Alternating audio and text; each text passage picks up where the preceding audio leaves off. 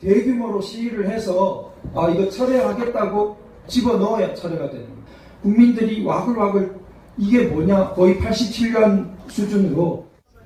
박근혜 전 대통령의 민사소송 대리인인 도태우 변호사가 최근 서울 미아동의 한 교회 강연장에서 한 말입니다. 여당이 사회주의 개헌을 추진 중이라며 이를 막기 위한 3.1절 집회에 나와달라는 겁니다. 일부 대형 교회에서도 개헌을 막아달라며 집회를 독려하고 있는 것으로 확인됐습니다.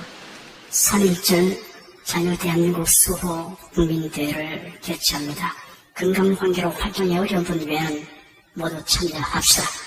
집회에 더 많은 사람들이 모일 수 있도록 기도하기도 합니다.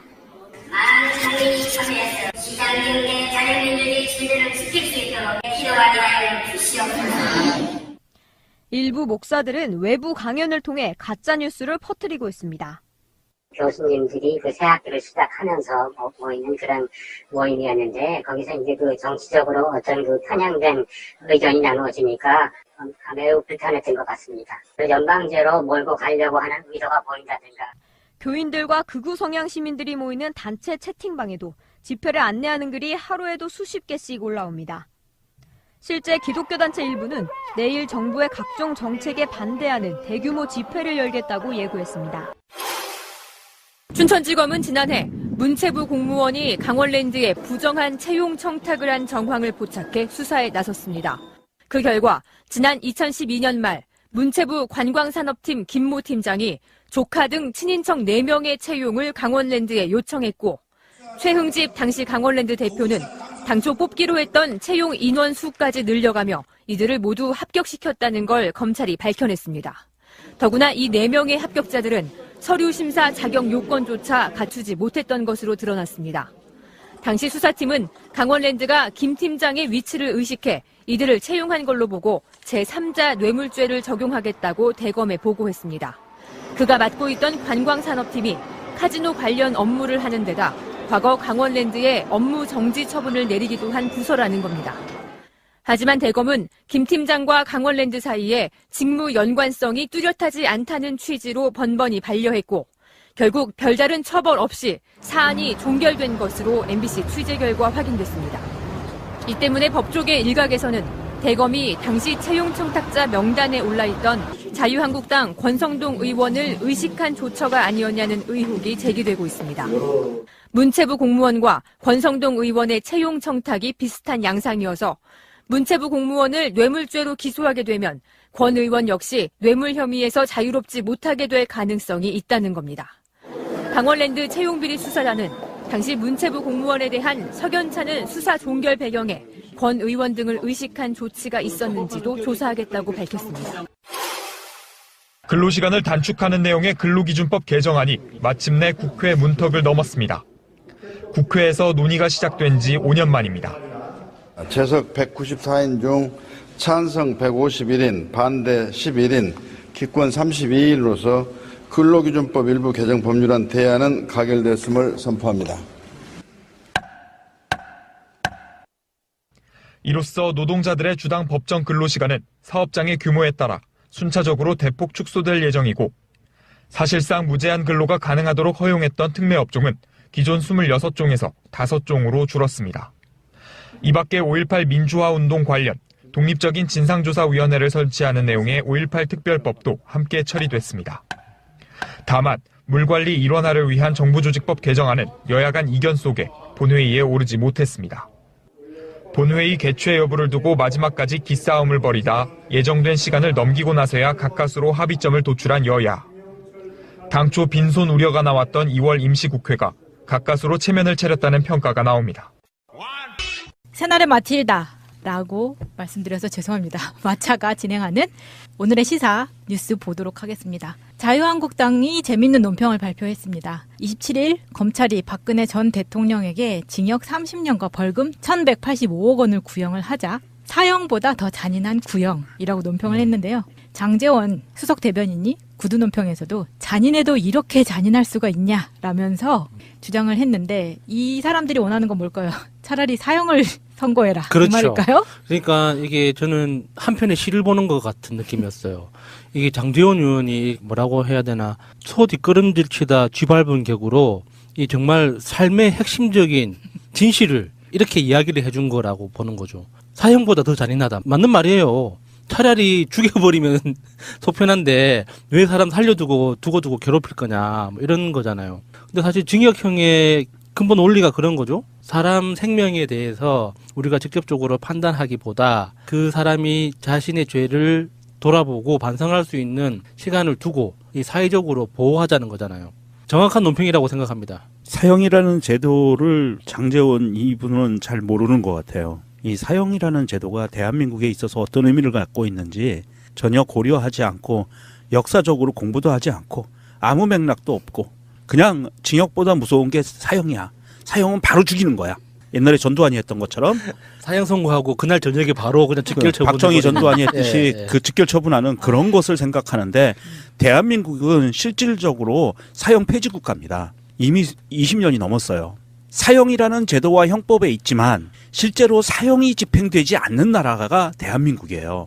그래서 실질적인 사형 폐지국이라고 표현하거든요. 그리고 이 대세는 사형이라는 제도를 없애는 쪽으로 인류의 법률사가 진화하고 있어요. 사형이라는 제도는 함무라비 법전에서 나온 이에는 이, 눈에는 눈, 이 시스템에 적합한 법률 조항이었기 때문에 이거는 바꿔야 된다. 왜냐? 형벌을 내린다는 것은 첫 번째가 교화형이거든요. 교화를 시킨다는 거예요. 그 사람이 범죄자에서 올바른 시민으로 탈바꿈하기 위해서 가둬놓고 가르친다는 거예요. 이 교화에 30년은 걸릴 거다. 지금 이래서 최소 거죠. 검찰 입장에서는 네. 교화가 되려면 박근혜가 30년은 갇혀서 교육을 받아야 된다.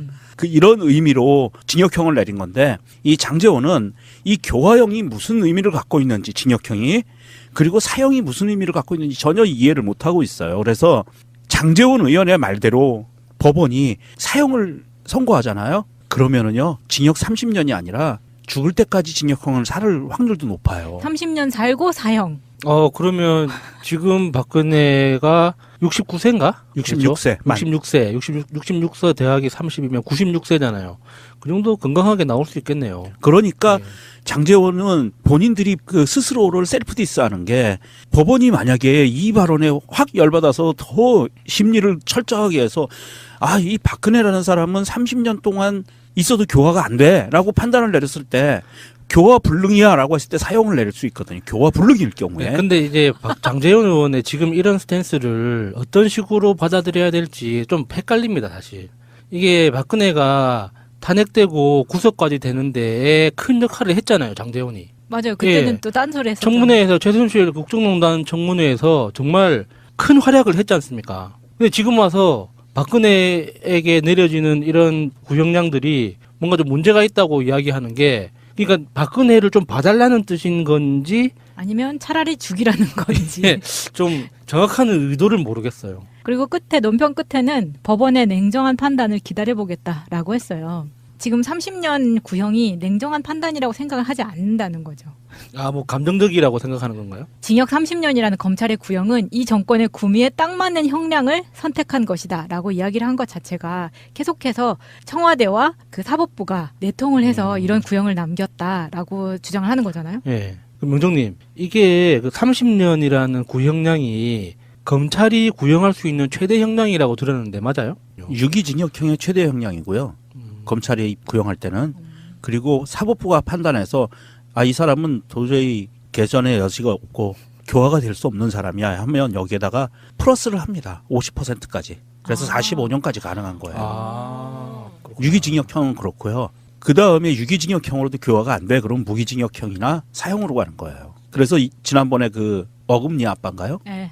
이영학 그 사람 사형 구형받았잖아요. 네. 그런 식으로 이 사람은 교화가 불가능한 사람이야 라고 할 때 이 사람은 100년, 200년 있어도 교화가 불가능해 하면 선고를 내려요, 법원이. 그러면 사형을 집행하는 날짜는 정해진 게 아니잖아요. 안 정해져 있어요. 그러면은 법무부에서 정해요. 그게 언제다라는 예고 정해진 게 없고. 그게 무서운 거예요.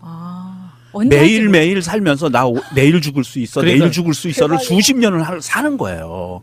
그러니까 일종의 종신형 효과를 가지고 있어요, 우리나라에. 종신형보다 더 무섭죠. 왜냐하면 종신형은 그래 그냥 여기서 살면 되지 뭐.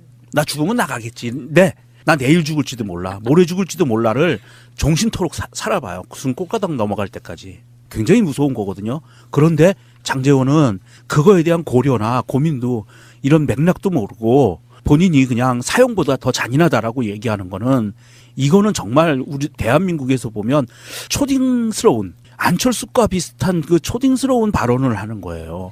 얼마나 사형이 무서운 건지 몰라요. 본인이 안 들어가 봐서. 실제로 사형수들이 겪었던 그 수기 그리고 사형수들을 옆에서 보았던 교도관들의 그 수기들을 보면 그런 책으로 나와 있어요. 80년대에 저도 이제 법학을 전공하니까 그 수기들을 많이 봤거든요. 그런데 이 교도관들이 적어놓은 수기를 보면 이런 말이 나와요. 한결같이 사형제도를 없애야 된다. 물론 사형제도로서 받는 이득도 있지만 사형을 당하는 사람은 교수형이거든요. 우리나라는. 예. 우리나라는 뭐 약물형 이런 게 없습니다. 교수형이에요. 그러면 사형을 당할 때 보면 그 사람들 같이 그렇게 선하고 교화되고 그리고 그렇게 예의 바르고 올바른 사람들은 못 봤다는 거예요. 무슨 말이냐면 사형제도의 장단점이기도 한데 이미 교화된 사람을 죽인다는 거예요. 마지막에 가서는 교화가 돼버리는. 그렇죠. 그런데 그거는 사형이라는 선고를 받았기 때문에. 그랬을 수 있고 장점은. 네. 단점은 교화됐는데 사형 집행을 한다는 거고 그게 맞물려 있어요. 그런데 얼마만큼 사람이 잔인하고 악독하면 사형을 선고하겠어요. 법원에서. 이 사람은 교화의 여지가 없다라고 하는데 실제로 사형 구형을 받고 집행당하는 사람들은 교화돼서 죽는 거예요. 이영학은 교화될 것 같지 않아. 그거 어찌됐든 예. 박근혜도 사형을 선고하는 순간 이 사람은 얼마만큼 잔인하게 괴롭히는 거냐 하면 뭐 며칠 있다 몇 달 있다 몇 년 있다 사형을 집행을 하는 게 아니거든요. 사형 집행은 대한민국을 안 해요. 이미 20년 동안 안 해왔어요. 예. 앞으로도 30년 50년 동안 안 할 확률이 굉장히 높아요. 90% 이상이에요. 전 세계의 사형 폐지 국가라는 시스템으로 가고 있거든요. 전 세계가. 그러니까 사형을 집행하려면 대통령의 결재가 있어야 돼요. 맞아요. 대통령이 직접 서명을 해야 되거든요. 그래서 박근혜에게 만약에 장제원 말대로 사형을 선고를 하면 정말 박근혜가 백골이 신토대야 나오는 거예요. 그리고 만약에 사형을 선고를 했으면 역풍이 불 것 같아. 지금 불죠. 네, 지금보다 더 많이 막 옹호하는 사람들이 이제 대놓고 네. 사형은 너무 심하지 않냐 이렇게 볼 수가 있기 때문에 정작 이 사람들이 원하는 것은 그런 것을 기대하지 않았을까 싶은데 박근혜가 공범이었던 최순실보다 5년을 더 형량을 받은 거잖아요. 검찰에서 구형한 거죠. 네, 검찰에서 구형으로는. 그런데 검찰의 최종 의견의 상당 부분이 박근혜가 검찰의 요청에도 출석하지 않고 재판에도 출석 자체를 거부한 것. 이 태도를 태도를 문제를 삼았다고 하네요. 그리고 중형을 구형한 이유가 18개의 범죄 혐의 가운데 가장 결정적인 역할을 한 게 뇌물수수. 뇌물에 대해서는 1억 원만 넘어도 최소 형량이 징역 10년이잖아요. 이상. 보통 형법에서는 이렇게 뭐 징역 1년 이하, 몇 천만 원 이하의 벌금에 처한다 이런 식으로 대부분 형법이 만들어져 있잖아요. 그런데 이 뇌물죄에 대해서는 최소 10년 이상, 1억이 넘을 경우에는 징역 10년 이상 무기징역까지 가능하다고 이렇게 돼 있기 때문에 이번에 검찰에서 구형을 한 건 그 마차님이 말씀하신 역풍도 좀 걱정한 게 아닌가 싶은 그런 생각도 들어요. 만약에 무기징역을 해도 이게 실제로는 징역 30년과 무기징역 2개를 놓고 봤을 때 사실 무기징역이 더 가벼운 처벌이 될 수가 있거든요. 실제로는. 그런데 사람들이 받아들이는 그 느낌상 징역이 딱 숫자가 딱 정해져 있는 게 뭔가 무기보다는 훨씬 가벼워 보이기 때문에 이 30년을 선택한 건 아닐까 하는 그런 생각도 해봅니다. 검찰이 판단한 뇌물액이 592억이에요. 그러면 그냥 간단하게 1억에 10년씩 치면 590이 뭐 거의 50년 살아야 된다는 거죠. 아, 500년이구나. 예, 그렇죠. 그런데 법에 맹점이 있어요. 그 뭐냐 하면 이 벌금으로 형량을 살 수 있는 거는 기한이 한정돼 있어요. 예. 저번에 3년이라고 설명해 주셨잖아요. 그래서 기한이 한정돼 있기 때문에 황제노역이라는 말이 그래서 나오거든요. 그래, 황제노역은 그건 너무 심하더라고요. 하루에 몇백만 원씩 까주는 거는 형평성에 어긋난 거죠. 그러니까 이게 노역을 허용할지를 위해서라도 이 박근혜의 재산, 차명 재산까지 이 철저하게 다시 조사할 필요가 있죠.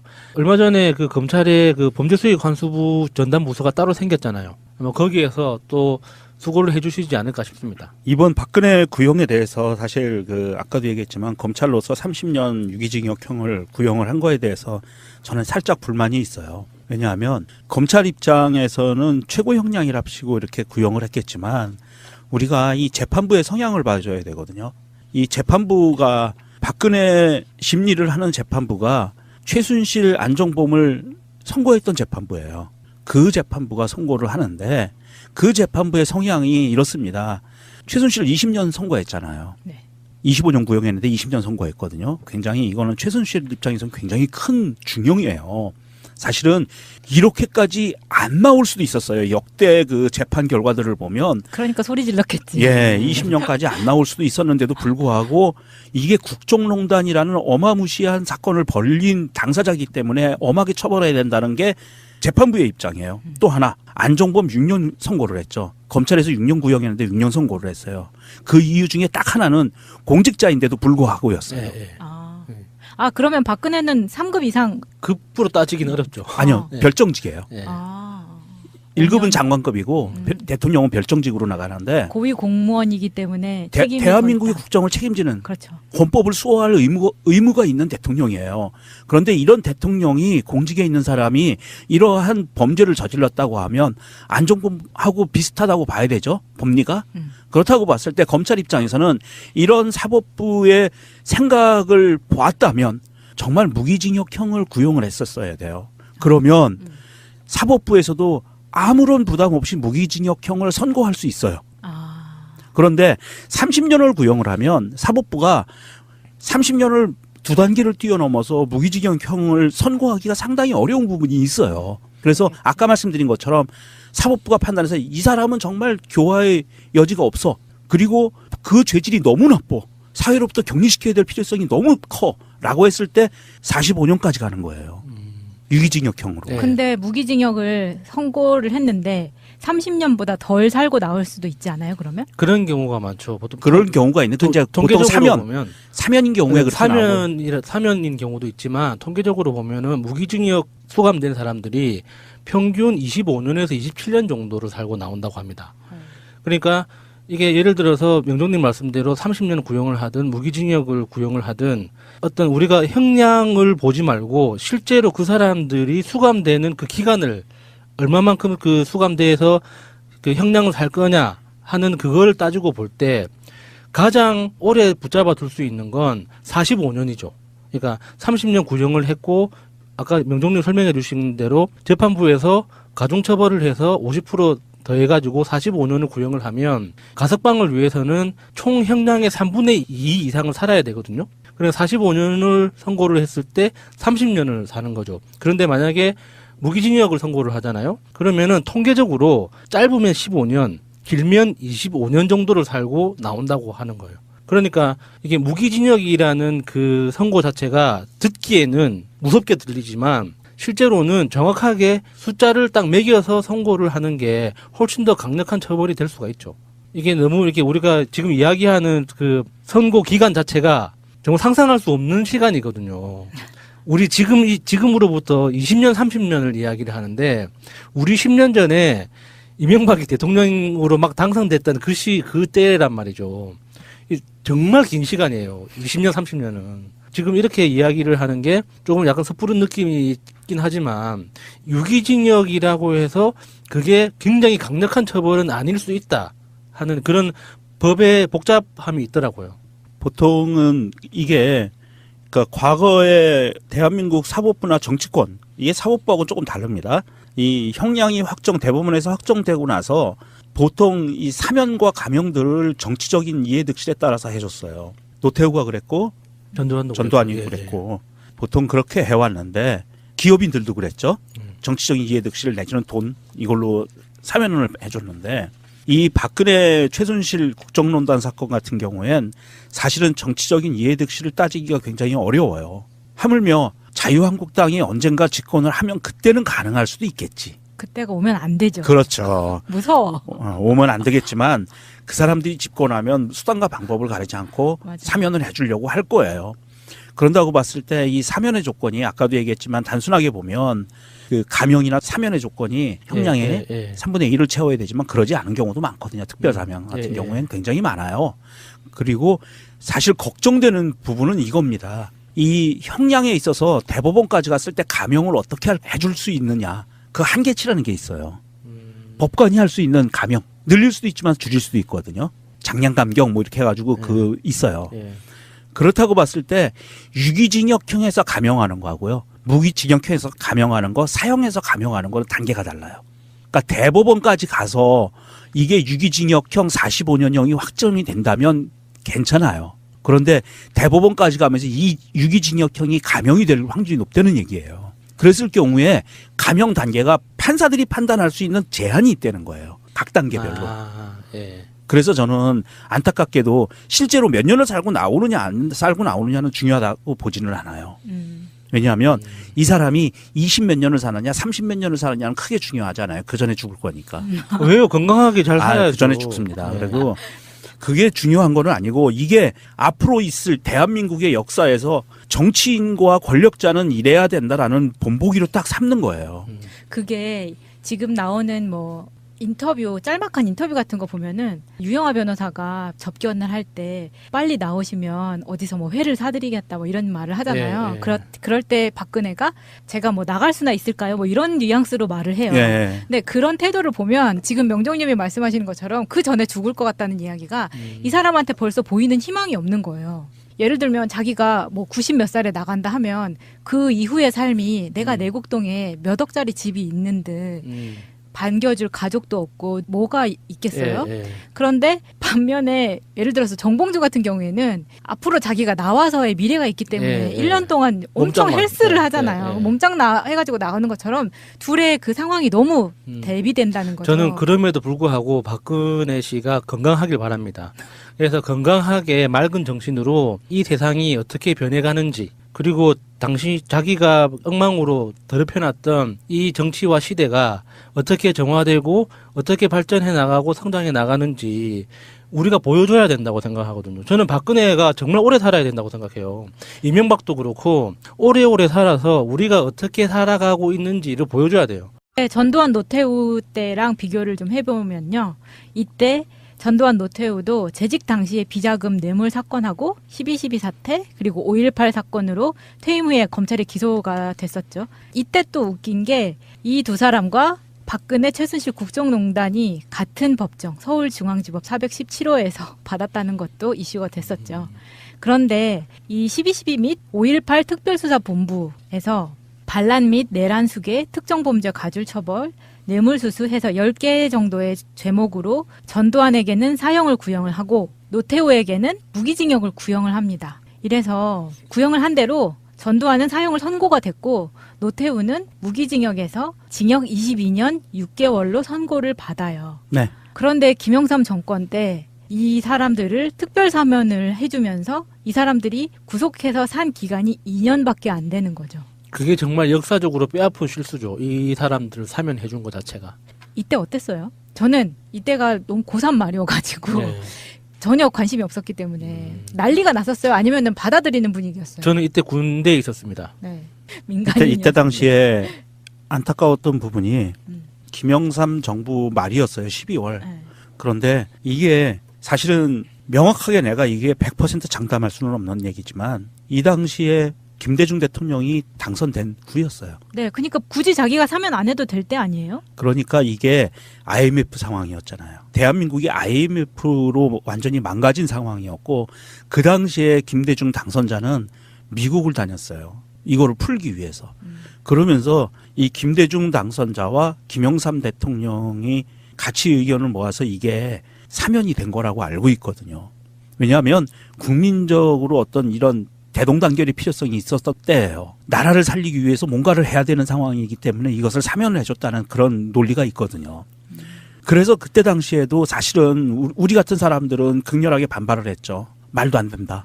아무리 그렇다고 하더라도 사면은 안 된다. 사형인데. 그리고 22년 6개월을 받았는데. 그러니까 2년밖에 안 살고 10%도 안 되잖아요. 이건 아니다라고 얘기를 했었는데 그게 그때는 어떤 상황이었냐면 이 두 사람이 추징금이나 벌금을 다 냈으면 그나마 근데 자기 몇십만 원밖에 없다 그랬잖아요. 전두환이. 그러면 벌금도 사면 받는 거예요? 아 그건 아니고. 근데 안 내면 땡이죠. 그렇죠. 안 내고 지금까지 안 내고 버틴게서 대한민국 정부가 국세청이 계속 추적해서 지금 그 잡아내고 있잖아요. 그래서 그 추징금 회수하고 있어요. 그래서 전두환 아들이 갖고 있는 재산도 압류하고 이렇게 해요. 지금 그렇게 몇십 년 동안 왔거든요. 지금 20년을 그렇게 온 거예요. 그 당시에 정말 그 벌금이나 추징금을 냈으면 그다음에 개선의 정이 있다고 그래서 국민적인 공감대가 형성이 됐을 텐데 사실 그때 전두환 노태우를 사면해 주면서 국민적인 공감대가 다시 갈라졌어요. 그러면서 이 상황이 어떻게 된 거냐 하면 이명박과 박근혜가 저 상황을 보고 배웠을 수가 있어요. 2년만 살면 되지 뭐. 몇 조 해먹어도. 지금 이렇게. 국민들도 이런 거를 좀 걱정할 수도 있겠네요. 그러면 그래서 그 당시에 굉장히 큰 반발과 오히려 그래 우리 김대중 대통령이 됐는데 한번 밀어주자 이런 의견이 같이 있었거든요. 그랬던 상황인데 오히려 이제 이 전두환이나 노태우 쪽 그리고 그때 이제 그 민자당이었죠. 3당 합당 민주자유당 김영삼 포함해서 김종필 이렇게 해가지고 세 당이 합쳐졌잖아요. 그 3당 합당했던 그 사람들은 굉장히 환호를 불렀죠. 지금의 자유한국당 같은 바른당, 바미당 같은 사람들이 환호를 했죠. 풀려나왔다고. 그랬던 상황이었어요. 그래서 그때 당시에 엄벌을 하지 않았던 것이 사실은 20년을 흘러온 거예요. 그대로. 저도 이때 잘 몰랐지만 또 그런 상황이 이해가 안 되는 건 아닌데 2년만 살았다는 게 지금 보면은 그 사면을 왜 이렇게 해줬을까라는, 그러니까 누구 맘대로 용서를 해줘 이렇게 되잖아요. 그리고 처벌받지 않는 범죄라는 게 존재할 수 있다는 신호를 역사적으로 남긴 거죠. 그게 불과 작년 재작년 2016년까지는요. 대통령의 고유 권한으로 사면권이 있었어요. 일반 사면과 특별 사면 지금도 있습니다.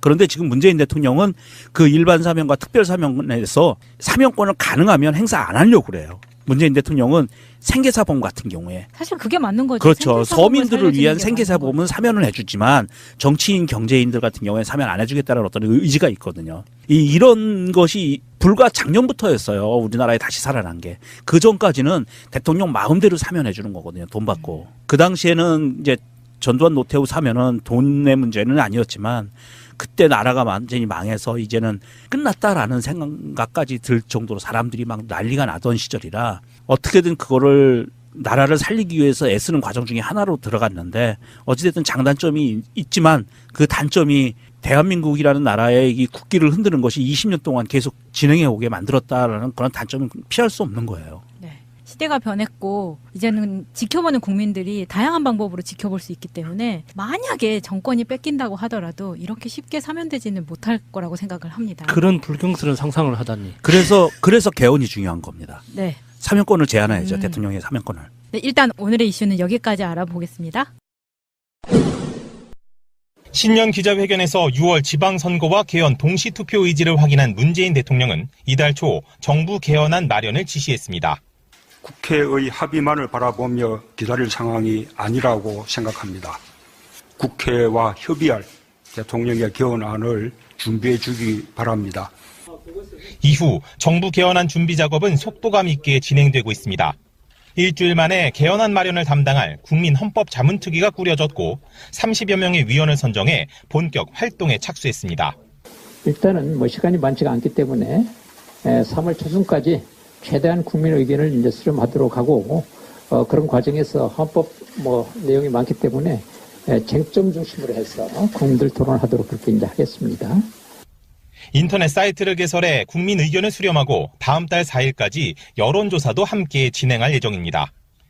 이와 함께 신고리 5,6호기 공사재개 결정 때 사용한 공론조사 방식을 도입한 권역별 토론회도 진행되고 있습니다. 동시에 시민사회단체는 물론 국회 등 헌법기관을 차례로 방문하면서 개헌에 대한 의견을 광범위하게 청취하고 있습니다. 한마디로 국민의 의견, 전문가 견해를 망라한 국민 개헌안을 만들겠다는 구상입니다. 개헌이야말로 국민이 중심이어야 합니다. 과정과 내용 모두에서 국민의 생각이 모아질 때 비로소 국민헌법이 될 것입니다. 세 개 분과에서 수시 토론을 벌이고 있는 특위는 다음 달 7일부터 조문안 작성에 들어가 13일 문 대통령에게 보고할 계획입니다. 정권 연장을 위한 싱크탱크 42번째 시간입니다. 지금 정권 연장이 되고 있는 분위기예요. 현재로만 보면. 그렇죠. 거의 확실하다고 봐야 됩니다. 헛발질을 저렇게 또 열심히 해야 되는데 이걸 연장 못 시키면 또 우리 용도들에 빠져 죽는다는 표현 쓰잖아. 자동 연장. 그 싹수를 보면은 그 나무의 미래가 보이는 거잖아요. 싹수가 너무 노라니까 얘들이 제대로 못 크다가 결국은 죽겠네 이런 생각이 들 정도의 어떤 전국이 요즘 돌아가고 있는 것 같습니다. 누가 그런 말 하더라고요. 똑바로 해라 자유한국당, 잘한다 홍준표. 홍준표가 자유한국당 말아먹고 있다고. 그래서 제가 그 방송 제목으로 썼죠. 애쓴다 홍준표, 망했다 안철수, 넘사벽 문재인. 이렇게 이야기했습니다. 자, 알겠습니다. 자, 오늘 나오신 분들 소개를 해드리겠습니다. 이상희 복지국가 소사이어티 공동대표님. 안녕하세요. 이상희입니다. 예, 이분은 일명 체게바라로 불리우십니다. 땡큐입니다. 예. 우리 최 박사님. 자, 다음에 이상구 복지국가 소사이어티 운영위원장님. 예, 반갑습니다. 이상구입니다. 예, 그리고 복지국가 소사이어티의 사실상의 모든 것 퀴즈맨 홍보팀장 서정우님. 안녕하십니까. 버터 바른 목소리 서정우입니다. 이렇게 소개를 하면 꼭 목소리를 깔아요. 오늘 방송의 목소리 코드는 버터로 하겠습니다. 자, 지금부터 고음은 안 돼요. 저음만 됩니다. 알겠습니다. 자, 그리고 게스트 먼저 소개를 해드리고 잡설 좀 하겠습니다. 세 번째 나오시죠. 예. 네. 하승수 변호사님 어서 오십시오. 네, 초대해 주셔서 감사합니다. 예. 변호사님 나올 때마다 왠지 내가 새로운 공부를 당할 것 같은 네. 뭐 그런 느낌. 죄송합니다. 아니 좋은 의미로 말씀드린 거예요. 예. 예. 그리고 항상 사람 좋으셔가지고 항상 허허실실 웃으시는데 그 속에 무서운 칼은 내가 다 알고 있거든요. 자, 봄이 왔습니다, 여러분. 느낌적으로 날씨가 갑자기 따뜻해진 그런 느낌 아니에요? 예. 그리고 지금 날짜로도 이제 3월이 됐고요. 뭐 그러다 보니까 이제 사실상 봄이 온 거죠, 뭐. 오늘 밤에 비가 내린다는데 이 비가 봄비냐 아니면 늦겨울 마지막 비냐 이런 논쟁이 낮에 잠깐 있었습니다. 겨울비냐 봄비냐 이런 거죠. 예. 3월 1일부터 봄비라고 하기엔 좀 그렇지 않습니까? 실제적인 날씨는 3월 한 중순까지는 그렇죠. 겨울 날씨를 보이잖아요. 꽃샘추위가 한번 왔다 가야지 봄이 제대로 느껴지죠. 예. 네. 그 사람한테 정말 좋은 게 이 계절이 바뀌면서 사람에게도 뭔가 이렇게 활동력을 부여하고 생기를 부여하고 뭔가 생각할 시간을 주고 하는 게 정말 좋은 것 같습니다. 예. 저기 그 청계천에 있는 버들 그게 꽃망울까지는 아니고 이제 싹이 틀려고 나오는 걸 사진으로 봤는데요. 야, 그 추운 겨울을 또 잘도 견디었구나. 정말 신비스럽지 않습니까? 생명은? 이분들이 이런 감성적 이야기는 못해. 정말 도움이 안 되고 있어요. 당황하고 계십니다. PD가 지금. 괜찮아요. 뭔가 뭐. 반응이 올 줄 알았더니 아무 반응이 없는 무반응. 공감한다는 의미에서 고개만 끄덕끄덕. 네. 알겠습니다. 이런 잡설은 빼고요. 퀴즈부터 보고 가겠습니다. 네. 아까 소개해드렸지만 목소리가 느끼한 남자 버터 서정우입니다. 다음에 설명하는 나라가 있는데요. 공통점을 한번 알아보시겠습니다. 자, 독일, 스웨덴, 스코틀랜드, 핀란드, 덴마크, 노르웨이. 일단 이제 복지국가라는 게 떠오르죠. 근데 더 중요한 게 있습니다. 선거제도가 전부 소선구 제도가 아닌 비례대표제 아니면 정당 명부식 비례대표제를 선택하고 있는 나라입니다. 여기서 또 특이한 나라가 스코틀랜드가 있는데요. 영국과 한 대륙 안에 붙어 있죠. 뭐 우리나라 남북한 같이 돼 있는데요. 영국과 붙어 있음에도 불구하고 선거 제도가 소선구제인 영국은 대학 등록금이 엄청나게 비쌉니다. 근데 선거 제도가 비례대표제인 스코틀랜드는 무료죠. 대학교 등록금이. 즉 복지국가는 거의 대부분 민의가 정치에 정확히 반영되는 연동형 비례대표제 또는 완전 비례대표제라는 거죠. 우리나라도 빨리 민의가 정확히 반영되는 민심 그대로 선거제도 연동형 비례대표제로 개혁해야 될 것 같습니다. 엄청 무겁게 얘기했습니다. 벌써 이 칼럼도 92회, 93회를 맞이하고 있습니다. 92회 때는 독일 최저임금 경험과 복지의 중요성 이거에 대해서 다루었고요. 93회는 김진희 교수님을 모시고 노동의 가치와 최저임금에 대해서 다루었습니다. 똑같이 팟빵에서 이상희로 검색한 다음 다운로드와 댓글 부탁드리겠습니다. 요즘에 다운로드와 댓글이 안 나와서 제가 직장에서 해고될 위기에 처하고 있습니다, 여러분. 제가 해고되길 바라신다면 달지 말고 저를 구해주시는 마음으로 열심히 다운로드와 댓글을 부탁드리겠습니다. 모든 전략 중에 가장 기본이라는 읍소 작전을 지금 구사하고 있습니다. 납작 엎드리고 있습니다. 네. 자, 지난주 문제. 지난 2월 5일 문재인 대통령은 국회의 합의만을 바라보며 기다릴 상황이 아닌 현실에서 이제 대통령도 국민 의견을 수렴하는 등 개헌 준비를 시작할 수밖에 없다는 사실을 밝혔습니다. 그리고 이를 위해 대통령 자문기구인 정책기획위원회가 중심이 되어 국민의 의사를 수렴하고 국회와 합의할 대통령이 개헌안을 준비해 줄 것을 지시하였습니다. 이에 정책기획위원회 산하에 설치된 본위원회에 대통령의 개헌안을 마련하고자 합니다. 이 위원회의 명칭은 무엇일까요? 정답은 1번 국민헌법자문특별위원회. 답을 말씀을 드리는데 엄청 어렵습니다. 내용이 길고. 자, 이번 주 문제, 개헌과 관련된 문제인데요. 대통령이 제안하는 개헌안의 국회 통과 조건의 동의 의석수는 어떻게 될까요? 1번 전체의 3분의 1, 2번 전체의 2분의 1, 3번 전체 3분의 2, 4번 엿장수 맘대로. 아무도 안 웃고 있습니다. 생각할 시간을 좀 줘. 웃긴지 안 웃긴지. 어쨌든 보통은 1번이 답이었는데 이분은 1번은 답이 아닌 것 같습니다. 네. 그럼 1번이 아니고 4번이 엿장수 맘대로가 아니라면 2번과 3번 중에 하나겠네요. 네. 만장일치. 예. 만장일치는 안 넣었네요. 5번에다가. 여기까지입니다. 예, 알겠습니다. 재밌을 뻔했습니다. 감사드리고요. 네. 잠시 후에 다시 올게요.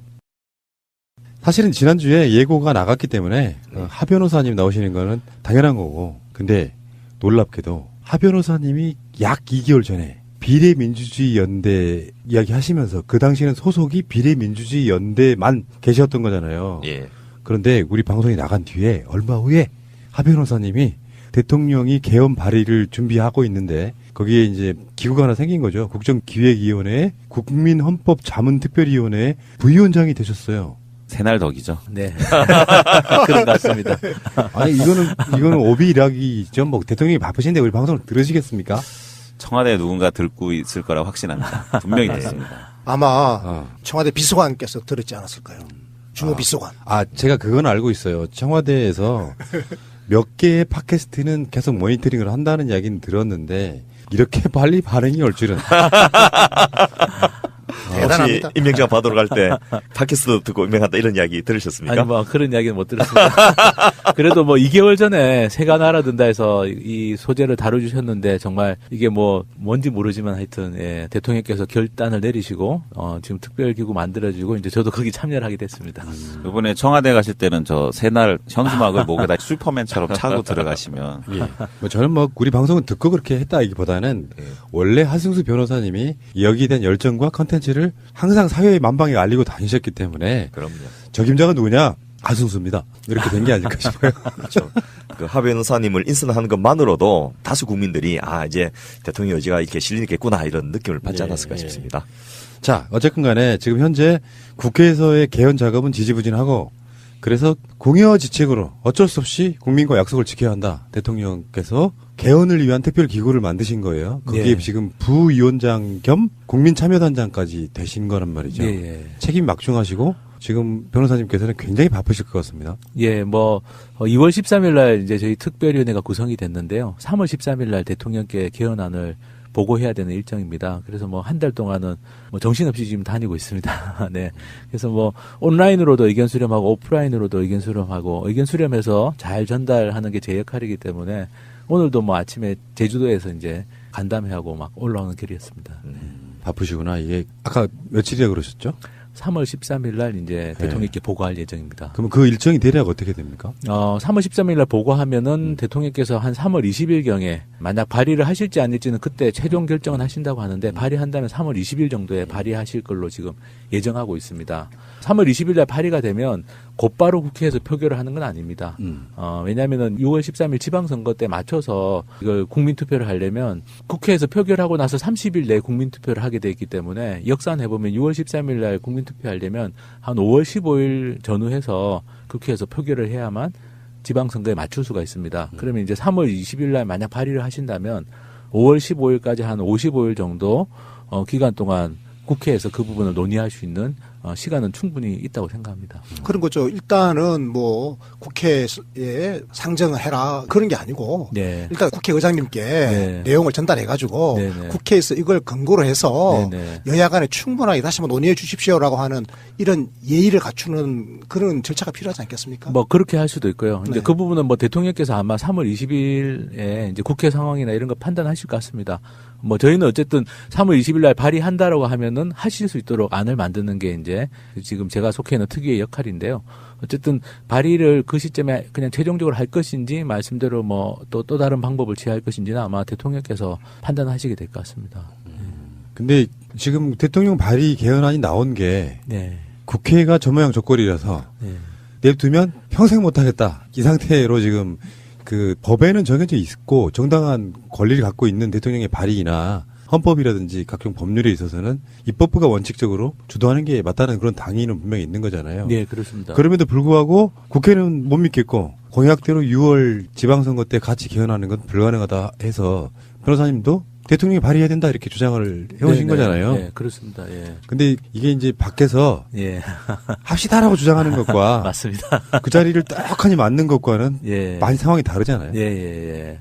저도 뭐 갑작스럽게 역할을 하게 됐는데 사실 고민이 좀 많았습니다. 왜냐하면은 말씀대로 이게 실제로 발의를 하신다고 하니까 정말 발의해서 국회에서 이게 또 통과가 돼야만 결국에는 뭐 이게 의미가 있는 일이 되기 때문에 사실은 뭐 고민이 좀 많았는데 어쨌든 이 31년 만에 개헌안이 발의가 되는 거기 때문에 그런 역사적인 작업에 저도 좀 참여하고 싶기도 하고 또 어쨌든 작년 연말부터 제가 계속 대통령께서 발의하라는 걸 뭐 여기 새가 날아든다 해서도 얘기하고 경향신문에서 칼럼도 2번이나 제가 같은 주제로 쓰고 해서 어쨌든 저도 책임감을 느끼고 대통령께서 결단하셨으니까 어쨌든 뭐 좀 도움을 드려야 된다고 생각해서 저도 이제 지금 참여하게 됐습니다. 근데 어쨌든 굉장히 책임감이 막중한 일입니다.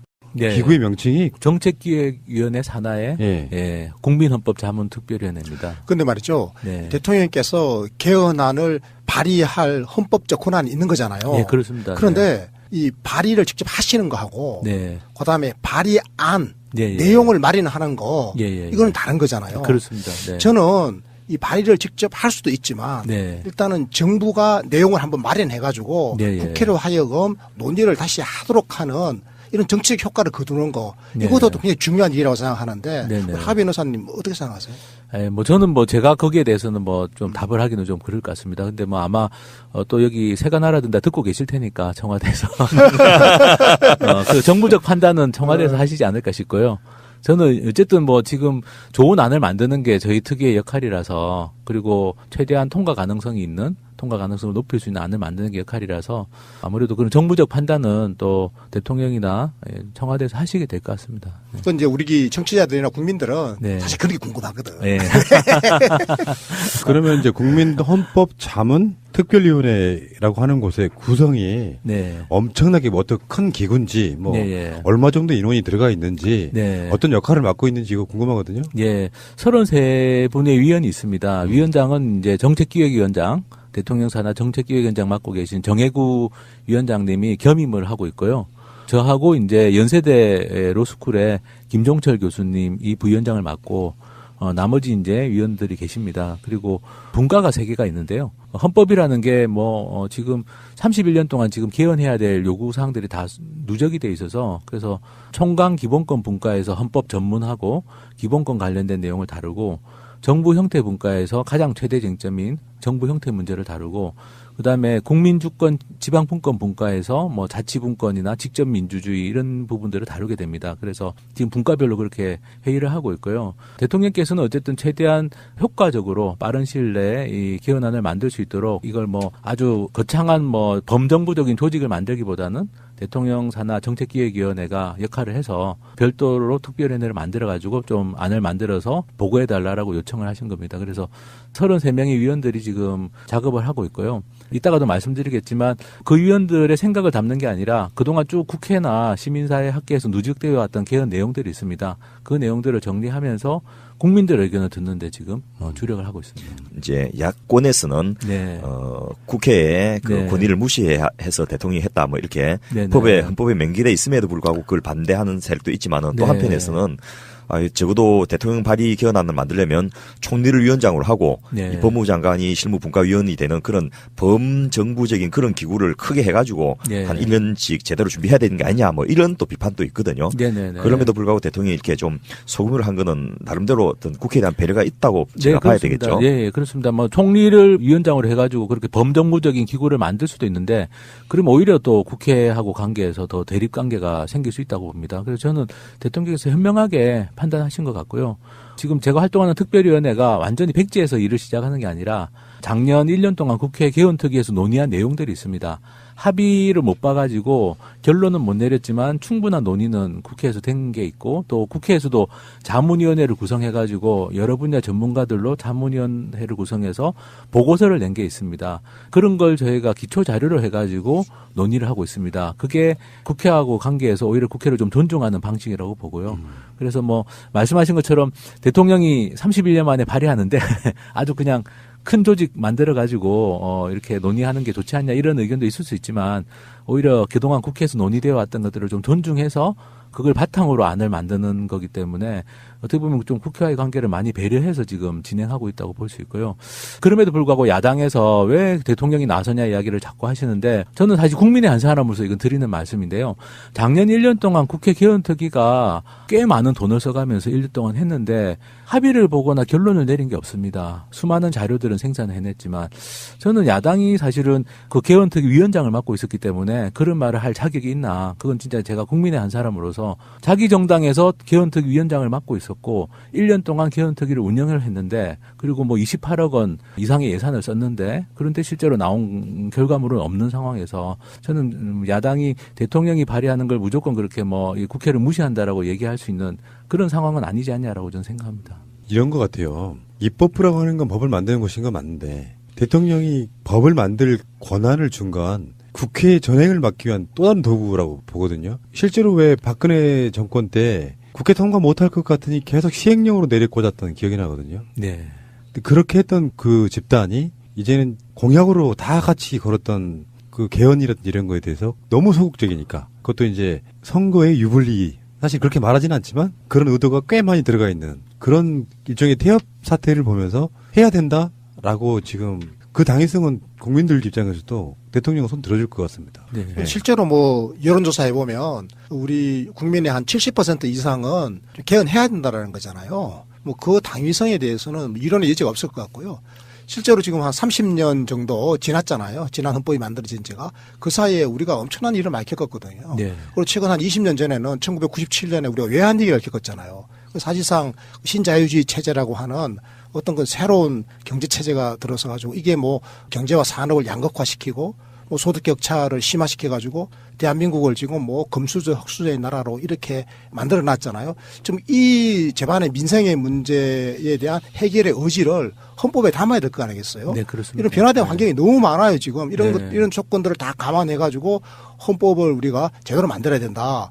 그래서 헌법이 대한민국의 미래의 모습을 그려주는 역할을 해줘야 될 거 아니에요. 일종의 그렇습니다. 이정표잖아요. 그렇습니다. 네. 우리 대한민국이라고 하는 국가 공동체가 이런 방향으로 나아갈 것이다라고 하는 이정표 역할을 해줘야 되는데 그 이정표가 지금 너무 낡아버렸잖아요. 맞습니다. 그래서 이걸 개정해야 된다는 데 대한 공감대는 저는 충분히 있다고 봐요. 근데 다만 이게 이제 정치적 과정을 매끄럽게 거쳐야 되는데 국회에서 이걸 못 해주고 있는 게 문제 아니겠어요? 네, 그렇습니다. 그래서 지금 대통령께서 이렇게 하시는 거잖아요. 네네. 그리고 제가 막상 이제 이 일을 맡아서 이 국민들 의견을 수렴해 보니까요. 지금 이제 막연하게 개헌이 필요하냐 아니냐 물어도 필요하다는 의견이 굉장히 많이 나오는데 더 구체적으로 들어가서 이런 내용이 개헌안에 담길 수 있는데 이 개헌이 필요하냐고 물어보면 아마 훨씬 더 제가 보기엔 필요성 공감도가 높아질 겁니다. 왜냐하면은 오늘도 제가 그 농민단체들 의견을 접수했는데요. 1200만 명 서명을 받으셨더라고요. 예. 1200만 명? 네, 1200만 명 서명을 받으셨는데 그 내용은 농민들이 너무 살기가 힘드니까 지금 좀 농업을 공익적 기능이 있다는 거, 농업에 공익적 기능을 인정해 달라. 우리가 먹을 이 식량을 안정적으로 공급해주는 이런 농업의 가치를 헌법에 좀 담아달라 이런 이야기입니다. 헌법에서 뭐 구체적으로 뭐 지원액을 얼마를 해다 이런 건 헌법에 담는 게 아니기 때문에 그야말로 농민들은 그냥 자기들이 하고 있는 이 농업이라는 일이 가치가 있다는 걸 인정해달라. 그걸 하는데 1200만 명이 서명을 했고요. 그러니까 이런 내용들이 만약에 헌법에 담긴다는 게 국민들이 알려지게 되면 다 자기 삶하고 연관되어 있다는 걸 농민은 농민대로 노동자는 노동자대로 다 알시게 될 겁니다. 뭐 노동과 관련해서도 지금 동일 가치 노동, 동일 임금 이걸 넣느냐 마느냐가 지금 이번 개헌에 아주 중요한 쟁점이 되고 있는데요. 어쨌든 지금 뭐 정규직 비정규직 차별 문제 뭐 남녀 간 임금 격차 문제 이게 계속 문제가 되는데 동일 가치 노동을 하면 똑같은 월급을 받아야 된다. 이거 하나가 들어가냐 안 들어가냐에 따라서 삶이 굉장히 많이 달라지는 분들이 많이 있을 수 있습니다. 그리고 장애인 단체들도 의견서를 제출하셨는데 보수 진보를 떠나서 장애인 단체들의 요구사항은 간단합니다. 지금 헌법에 장애인과 관련된 조항은 신체 장애자라는 말 하나밖에 없습니다. 거기에 신체 장애자에게 뭐 국가가 보호를 한다 이렇게 돼 있는데 장애인들은 지난 30년 동안 장애인과 관련된 국제 조약도 만들어지고 인권과 관련된 진전이 있었는데 전혀 그런 게 헌법에 반영도 안 돼 있고 지금은 다 장애인이라는 말을 법률에서 쓰고 있습니다. 장애인 복지법, 뭐 장애인 차별금지법. 근데 헌법에는 신체 장애자라는 표현이 쓰이고 있거든요. 굉장히 이거는 장애인들 입장에서 너무 문제가 많다. 이런 요구들은 사실은 정파적인 이해관계나 정당들의 이해관계 문제를 떠난 문제인데 이런 내용들 때문에라도 개헌을 해야 된다라고 설명을 드리면 저는 훨씬 아마 국민들이 이런 내용을 아시면 개헌의 필요성에 대한 공감도는 높아질 거라고 생각합니다. 예. 근데 다시 한번 확인차 여쭙게요. 네. 1200만 명이라고 하셨어요? 네네네. 제가 오늘 전달받았습니다. 그게 1200만 명이면요. 한 사람이 대통령이 될 수 있는 득표수 정도 되거든요. 뭐 그 서명에 대해서는 어떻게 받았는지도 저도 뭐 제가 검증을 해본 건 아닙니다만 저는 그 숫자가 뭐 어느 정도 뭐 정확하냐를 떠나가지고 그 정도로 절박하다는 거 저는 예. 농민단체들이 그걸 그러니까요. 우리가 받아들여야 될 것 같습니다. 그 열망으로 받아들이는 네. 그 정도로 절박하게 서명을 받았다는 거죠. 저는 참 안타까운 게요. 네. 국회에서 1년 세월을 까먹어버렸지 않습니까? 네네. 그 1년 세월 동안에 방금 우리 하성수 부위원장님 말씀하신 것처럼 그 농민이라든지 네. 노동이라든지 네. 보건의료라든지 네. 복지, 장애인 네. 각 분야별로 중요한 의제를 가지고 국민적 토론을 해가지고 이 분야는 어떻게 앞으로 대한민국이 나아갈 것인지 이 분야에 대해서 대한민국은 어떤 이정표를 제시할 것인지 이걸 놓고 각 분야에서 토론을 하게 했으면 네. 우리 사회가 촛불 정신이 구현하고자 하는 대한민국의 미래를 거의 아마 청사진을 그렸을 겁니다. 그렇습니다. 근데 그 1년을 다 까먹어버린 거예요, 지금. 네. 그래서 소수 전문가들, 네. 전문가들이 그냥 형식적으로, 절차적으로 논의하는 데 그쳐버리고 보고서 내고 끝내버렸잖아요. 네네. 저는 이 1년이 너무 아까워요. 맞습니다. 근데 좀 다행스러운 건 그 1년 동안 말씀드린 것처럼 장애인단체, 농민단체 다들 헌법에 대해서 토론을 해왔습니다. 개헌에 대해서. 그리고 어떤 그런 평소에 좀 차이가 있었다고 하더라도 합의를 하는 것들을 해냈습니다. 그게 노동, 농민, 장애인뿐만 아니라 각 영역에서 작년 1년 동안 국회에서 개헌 논의를 하는 걸 보면서 우리가 바라는 개헌의 모습들을 좀 그려놓은 것들이 있고요. 그래서 그걸 잘 수렴하면 시간이 좀 부족하지만 말씀하신 것처럼 촛불 들었던 시민들이 원하는 대한민국의 앞으로의 모습 이거는 저는 어느 정도 그려질 거라고 생각합니다. 지금 그 작업을 하고 있습니다. 그런데 사실 이제 제가 몸담고 있는 이 보건의료 분야도 네. 지금 이제 건강권을 네네. 헌법에 어떻게 담을 것인가를 네. 지금 우리 학계 차원에서 지금 논의 시작했거든요. 네네. 최근에 논의가 이제 시작된 거예요. 네네. 근데 사실 이 건강권이라는 게 얼마나 중요합니까? 그렇습니다. 네. 근데 우리 지금 헌법에 보면 보건에 관한 권리 해가지고 한 줄 나와 있는데요. 네네. 이게 보건이라고 해가지고 아주 막연합니다. 네. 근데 지금의 건강권이라는 것은 굉장히 확장된 개념이거든요. 그렇습니다. 예. 그래서 이 확장된 새로운 개념을 이제 담아내야 되는데 이게 여전하게 네. 소수 전문가들의 지금 논의 영역인 거예요. 지도부들의 일부 네. 지도부들의 논의 영역이고 이게 지금 보건의료에 종사하는 분들이 지금 100만 명이 넘는데 네. 이분들 사이에 광범위한 논의 의제가 지금 전혀 못 된 거예요. 네네. 왜냐하면 건강권은 그리고 또 노동권, 이각 분야의 권리라고 하는 것들이 헌법상의 권리가 국민적 의제로 이렇게 공론화되는 그런 경험을 아직 못한 건데 저는 이번에 우리 하성수 부위원장님 활동을 좀 잘 해주시고 그래서 대통령께서 제안하시는 그 헌법 그 개정안이 이제 국회로 네. 오게 되면 네. 그때는 이 내용이 전면적으로 전면화되지 않겠습니까? 그렇습니다. 그런데 네. 그때 국민적 공감대를 폭발적으로 불러내는 네네. 어떤 그런 계기로 이게 작용을 했으면 하는 그런 간절한 바람이 있다 이런 말씀을 드리고 네네, 싶습니다. 그렇습니다. 그 지금 논의하고 있는 내용들이 정말 중요한 내용들이 많고 지금 말씀하신 보건의료와 관련해서도 지금 헌법은 아주 미흡하다고 할 수 있고요. 건강권 문제 같은 것도 저는 진짜 중요하게 논의돼야 되고 안전권도 있습니다. 뭐 우리가 세월호 참사라든지 최근에도 여러 뭐 화재 참사 사건들이 일어났는데 안전권이라든지 이런 것들도 이제 헌법에 명시하고 국민의 알 권리 같은 권리들 이런 것들은 새롭게 명시해야 될 기본권들이 굉장히 많습니다. 그런 것들을 이번에 최대한 의견을 수렴해서 좀 담아내고 그게 공개가 되면 말씀대로 정말 이제 아마 대통령께서 개헌안을 발의하시든 뭐 발표를 하시든 하면 폭발적인 저는 공론화가 될 거로 기대하고 있습니다. 그 우리 국민들이 하도 정부나 국회가 안 하는데 익숙해가지고 네. 너가 안 하면 우리가 한다 하면서 1200만 명이나 서명받고 네. 또 각 분야별로 국민들이 나름대로의 합의들을 만들어 온 것 같은데요. 근데 실제로 제가 이제 말씀하신 국민헌법자문특별위원회 홈페이지에 들어가서 네. 살펴봤더니 제목이 아주 멋집니다. 내 삶을 바꾸는 개헌 국민헌법 이렇게 제목을 붙여놔서 아마 그건 우리 하 변호사님의 아이디어 같은데요. 문제는 통상적으로 요즘 청와대 청원이 되면 한 며칠 만에 금방 20만 건 넘어간 것들이 요즘 쉽게 많이 나오고 있는데 의외로 이 헌법 개정에 대해서는 생각보다는 숫자가 많지 않더라고요. 네. 제가 22개 쟁점 사안들에 대해서 이제 객관식으로 선택할 수 있도록 해가지고 그걸 쭉 둘러봤는데 뭐 검찰의 기소 독점권 폐지 요게 이제 1등으로 8,000명이 찬성을 했더라고요. 또 꼴보기 싫으니까 국민의 국회의원 소환권을 보장하라. 요 부분 또 4,200명.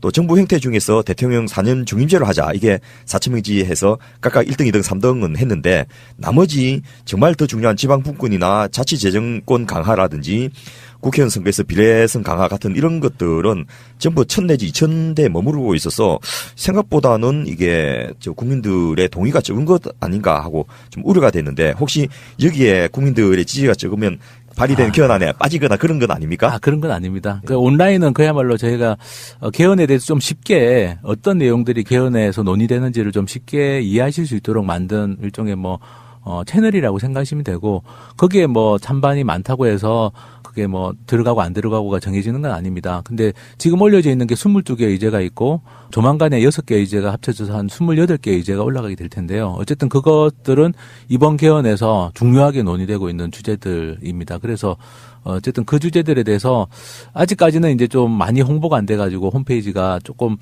더 많이 참여해 주시면 좋은데 언제든지 그 포털 사이트에서 국민헌법이라고 검색하시면 바로 홈페이지에 들어와서 아까 말씀하신 그런 중요한 주제들에 대해서 찬반 의견도 달 수 있고 댓글도 달 수 있습니다. 그러니까 포털에다가 검색창에 국민헌법 이렇게 4글자를 쳐넣으면 바로 연결된다라는 거죠. 예, 바로 그 상단에 그 홈페이지로 들어가실 수 있도록 뜹니다. 그러니까 우리 이제 새날 청취자 여러분들 한번 들어가 보십시오. 네, 그 굉장히 중요한 주제들이 많고요. 들어와 보신 분들이 하는 말씀이 이게 나는 개헌해서 무슨 내용이 들어가는 했더니 이렇게 중요한 내용이 많이 들어가는 거구나. 그리고 이제 들어오신 분들이 주로 이제 좀 지금은 아무래도 검찰에 대한 좀 불신이 많다 보니까 검찰의 권한을 줄인다든지 국회의원 소환제에 대해서 좀 많이 달아주시는데요. 또 그거 말고도 아까 말씀드린 노동의 문제라든지 이런 것에 대해서도 관심들은 꽤 많이 보이고 계십니다. 저는 이번에 학교 있지 않습니까? 학생들. 이 학생 교육 차원에서 특히 고등학생이 좀 되면 그래도 미래에 자기들이 살아가야 될 대한민국 아니겠습니까? 이번에 만들어질 헌법은 미래에 이제 우리 고등학생들의 인생의 상당 부분이 여기에 이제 같이 가는 그런 시기이기 때문에 학생들 교육 차원에서라도 선생님들이 학생들에게 한번 좀 들어가서 헌법이 고쳐진다고 그러는데 주로 어떤 쟁점들이 다뤄지고 있는지를 한번 공부 좀 해보자 이렇게 해서 우리 학교 선생님들이 좀 학생들을 보고 좀 들어가 보라 하는 것도 공부 차원에서도 도움이 될 것 같고요. 그렇습니다. 그리고 또 노동계 있지 않습니까? 이 노동 인권이 굉장히 강조될 거 아니겠습니까? 문재인 정부의 특징이죠 또.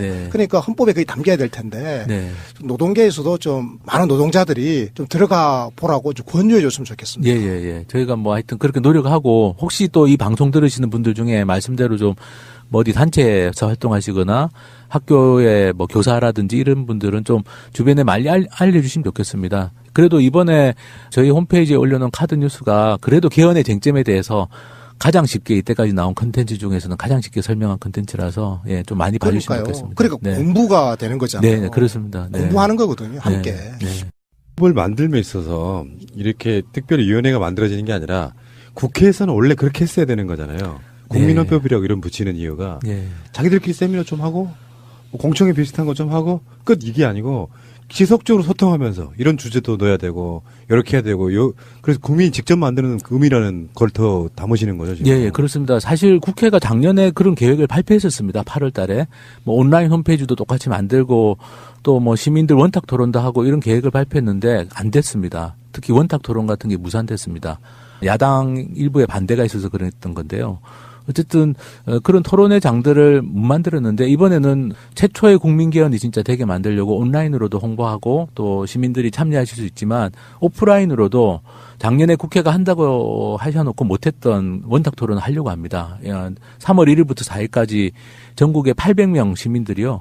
저번에 신고리 오류코기 공론화를 아마 연상하시면 될 겁니다.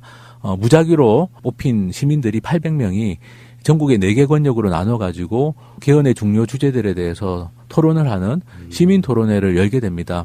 이게 원래 작년에 국회에서 계획에 발표됐던 토론회인데요. 국회에서는 못했습니다. 근데 이번에 짧은 기간이라고 자꾸 비판하시지만 어쨌든 이렇게 중요한 개헌과 관련해서 국민들이 오프라인에서도 정말 이 일상을 살아가는 국민들이 모여가지고 이번에 개헌하는데 우리 어떤 게 중요하다고 생각하는지 서로 이야기도 하고 정치권에서 지금 합의를 못하고 있는 게 정부 형태 문제가 있습니다. 그것도 이번에 토론 주제로 돼 있습니다. 중요한 토론 주제로.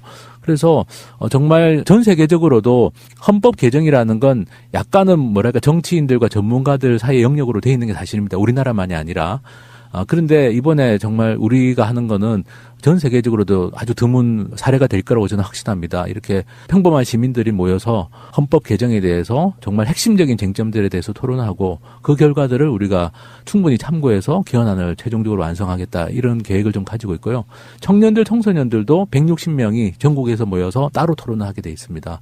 그래서 이런 부분들이 저는 잘 된다면 진정한 의미의 국민개헌, 제가 아까 내 삶을 바꾸는 개헌 국민개헌이라고 이상구 위원장님 말씀하셨는데 진정한 의미의 국민개헌이 저는 될 수 있을 거라고 보고 사실 온라인 홈페이지도 이렇게 열어서 의견을 수렴한 적이 없습니다. 쉽게 국민들이 찬반 의견 달고 댓글 달고 이렇게 한 사례가 없기 때문에 아마 세계적으로도 제가 보기에는 이런 방식은 새로운 시도라고 저는 보는데 이번에 어쨌든 잘 돼가지고 정말 민주주의 역사에서 우리가 촛불혁명의 정신을 담은 정말 촛불헌법 이번에 한번 만들었으면 좋겠습니다. 네, 그래서 국회가 1년 세월을 이제 까먹은 게 제가 참 너무 아깝다 이렇게 말씀드렸던 거는 지금 이제 이렇게 국민 개헌, 국민 헌법을 만들기 위한 노력을 우리 사회가 지금 진행을 하고 있지 않습니까? 대통령께서 이제 이런 기회를 주신 건데 어쨌건 문제는 지금 기간이 너무 짧다라는 거예요.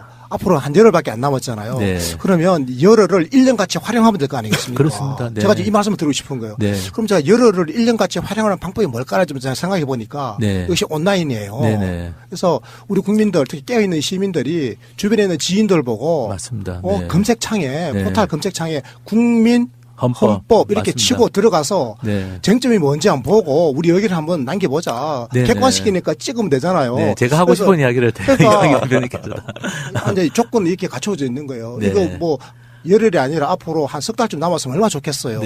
열흘밖에 안 남았으니 네. 열흘 동안 우리 국민이 할 수 있는 거는 지금 온라인에 들어가가지고 네. 우리 의견을 남기는 거잖아요. 그런데 이거를 나 혼자만 남기지 말고 가족과 친지 지인들에게 다 소문내가지고 온 동네 사람들이 다 남기기 운동을 벌리면 열흘을 1년같이 활용하는 거 아니겠습니까? 맞습니다. 예. 오프라인은 아무래도 다 참여하기 어려우니까 말씀하신 것처럼 온라인은 누구에게나 개방돼 있고 그래서 지금 말씀처럼 그 국민헌법 치시고 꼭 좀 들어오시고 주변에도 많이 알려주시면 좋겠습니다. 근데 이 부분이 있어요. 그 한국인의 특성 제가 항상 말씀드리잖아요. 어차피 닥쳐서 해요.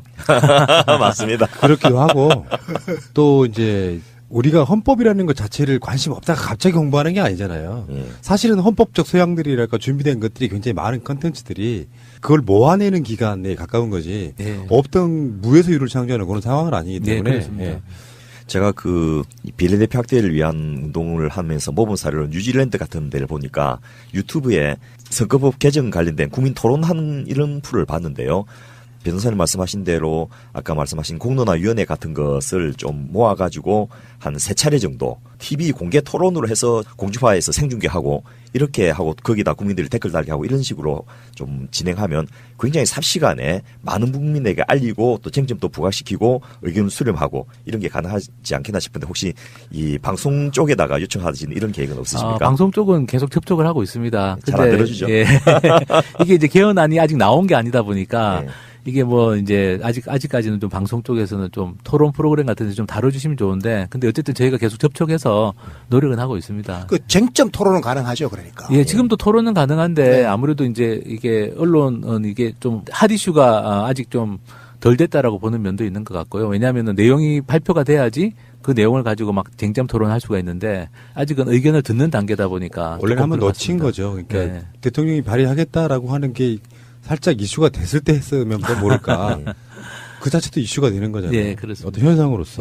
사실은 좀 그것도 웃긴 게 지금까지 TV에 대한 의존성 없이 촛불 나왔고 정권 교체했는데 굳이 또 이제는 또 지상파나 이런 데 가가지고 국민헌법 만드는 그런 부분을 토론하는 것도 좀 웃기다고 생각해요. 거기 꼭 의존할 필요는 저는 없다고 보고 우리 국민들의 저는 국민성을 정말 믿어요. 단기간 내 해내는 열흘을 1년처럼 그러면 어쨌든 이렇게 어려운 과정을 거쳐서 막 여러 가지 지금 하고 계시잖아요. 하루를 지금 보니까 하루를 거의 초 단위로 쓰고 계시는 거 같아요. 그렇습니다.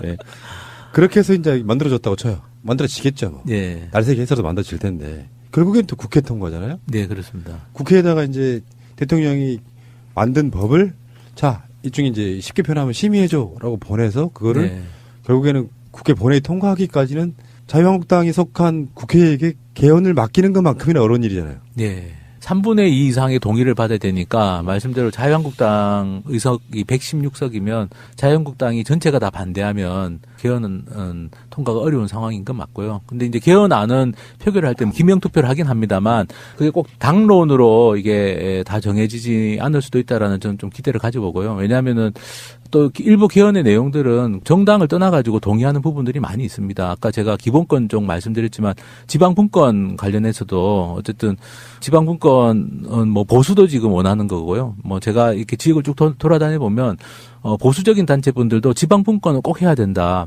이번에 안 하면 지방분권 안 된다라는 위기의식을 가지고 있습니다. 또 지방소멸론 요즘 이런 것들이 나오고 있지 않습니까? 그래서 지역에 있는 분들은 뭐 진보 보수를 떠나가지고 지방분권을 원하고 있고 제가 말씀드린 것처럼 이렇게 개헌을 원하는 집단들이 있습니다. 우리 국민들 중에 말씀드린 농민, 뭐 장애인, 노동자 그리고 지역에 사는 뭐 지역 지방분권을 바라는 분들 이런 분들이 저는 개헌안이 막상 발표가 되면 아주 여론이 개헌을 지지하는 여론이 만들어질 수도 있고 그러면 뭐 사실 재작년에 탄핵될 때에도 이게 탄핵 소추 처음에 탄핵을 하느냐 마느냐 할 때도 원래 의석 분포로 뭐 안 된다라고 해서 처음에는 탄핵으로 가지 말자라는 의견들도 꽤 있었지 않습니까? 근데 막상 탄핵으로 갔더니 탄핵소추 결의안이 국회에서 통과가 됐습니다. 저는 한국의 이 민주주의 역사라는 게 지금 현재 상황만 놓고 좀 이렇게 고정적으로 이 문제를 바라볼 필요는 없다고 생각하고 말씀대로 이제 현재까지는 야당은 좀 부정적인 입장을 보이고 있지만 막상 대통령이 개헌안을 발의하고 내용이 공개가 되면 그러면 이 들끓는 여론을 또 무시하지 못할 것이다라고 저는 생각하고 있고요. 최근에 야당의 입장도 좀 바뀐 게 원래 시기를 정하지 말고 논의하자 이러다가 올해 연말까지 하자 이러다가 최근에는 그 자유한국당 김성태 원내대표가 말씀하신 게 10월 달까지 하자 이렇게 점점 더 땡겨지고 있습니다. 야당도 압박을 많이 느끼는 겁니다. 왜냐하면 지역에 가보면 지역 주민들이 분권 개헌 이번에 안 하면 언제 하려고 그러냐. 이번 시기 놓치면 개헌 안 되면 당신들 책임질 거냐 이런 이야기들 하기 때문에 야당도 지금 많이 여론에 좀 압력을 받고 있다고 생각하고요. 그래서 정말 좋은 내용의 개헌안만 발의된다면 그리고 민심이 좀 뒷받침이 된다면 저는 다시 이렇게 좀 변수가 생길 수 있을 거라고 좀 기대하고 있습니다. 우리 방송에 나오시는 그 김민석 민주연구원장 이분의 그 기사를 한번 봤는데요. 최근에 이게 말하자면 박근혜 탄핵과 정권 교체 그 과정을 비슷하게 거칠 거라는 거예요. 네. 국민들 입장에서는 지금이야 이제 하나의 이슈의 나라잖아요. 이슈가 있으면 그걸로만 논박을 하는데 막상 개헌이 닥쳐서 그걸 하게 되면 자유한국당 전체 국회의원들이 홍준표의 어떤 전횡도 있지만 어쨌든 간에 거기에 일사불란하게 개헌을 반대할 수는 없을 거다. 그래서 탈당까지는 아니더라도 개헌에 관련해서 최소한 20-30명의 국회의원들이라도 이탈할 자가 분명히 있을 거다. 안 그러면 자유한국당 전체가 또 어려워질 수가 있다. 그러니까 왜 이제 바른정당으로 빠져나갔던 그 과정을 그대로 답습하는 거죠. 그러니까 홍준표 같은 물론 홍준표는 현역은 아닙니다만 그런 사람 같은 꼴통만 있는 게 아니고 그래도 이렇게 말하지 않는 나름대로 이렇게 건전한 보수성을 갖고 있는 국회의원들 입장에서는 참여를 안 할 수가 없다. 이런 이야기도 하더라고요. 사실은 지난 대선 전에 자유한국당은 대선 전 개헌을 하자고 주장했지 않습니까? 사실 그걸 생각해 보면 개헌 자체에 반대한다는 건 지금은 있을 수 없는 일이고 오로지 지금 시기 문제 가지고 하고 있고 대통령이 주도한다는 것 때문에 그런데 말씀드린 것처럼 대통령이 발의를 하지만 그 내용은 국회에서 쭉 논의됐던 내용입니다. 결국에는. 그렇기 때문에 저는 사실은 이게 정치적 명분상 이거를 그냥 시기 문제 하나만 가지고 반대하기는 저는 좀 어려울 거라고 생각하고 결국 이제 대통령이 지금 저희 특위회가 준비해서 대통령이 발의하는 내용이 공개가 되면 그러면 그때부터는 내용에 대한 토론으로 갈 수밖에 없고 그러면 국민들이 원하는 내용이 많이 담겨 있을 경우에는 결국 민심의 이 여론을 피할 수 없을 거다. 그렇게 예측하고 있습니다. 현재 그 세부적인 법조항은 없는 걸로 아는데 네. 대통령이 발의한 개헌안은 상임위나 법사위 통과를 안 하고 국회의장의 본회의에 바로 상정하게 돼 있나요? 네, 헌법상으로 보면 60일 내에 표결을 하도록 해야 한다라고 돼 있기 때문에 그렇다면은 지금 현재 절차로 보면 본회의로 바로 그냥 상정해서 표결하는 수밖에 없을 것 같습니다. 지난주에 국회의장님 예방했을 때 혹시 그런 것도 협의를 좀 하셨는지요? 아닙니다. 아직까지는 뭐 저희 정혜구 위원장님이 어제 그 국회의장님하고 정당 대표님들도 면담하고 대법원장 뭐 헌법재판소장 쭉 면담하고 계시는데요. 이제 지금은 이런 절차로 진행하는 것에 대해서 좀 이해를 구하고 양해를 구하고 이제 의견을 듣는 정도입니다. 아직까지는 뭐 그 발의 이후의 절차에 대해서는 뭐 논의된 건 없는 상태입니다.